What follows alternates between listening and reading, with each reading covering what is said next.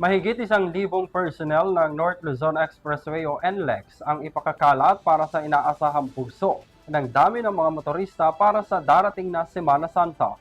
Alamin ang report mula kay Catherine Landicho.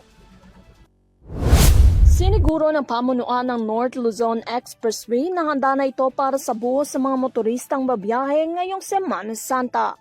Una sa kanilang paghahanda ay ang pagde-deploy nito ng karagdagang 1,500 mga tauhan ang ipapakalat sa kahabaan ng NLEX SCTEX para sa patrol visibility at toll plaza assistance. Kabilang din naman sa mga ide-deploy ang karagdagang traffic at toll operations personnel, kabilang dyan ang mga security at incidents response teams. Ito raw kasi ang nakikitang paraan nila upang matugunan ang inaasahang mas malaking traffic volume ngayong weekend hanggang sa darating na April 21.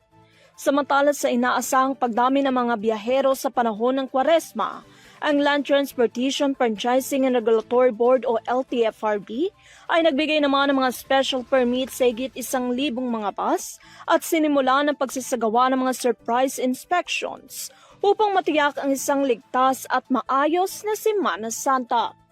Para sa Euro TV News, Catherine Landicho, mga saludo sa bawat Pilipino.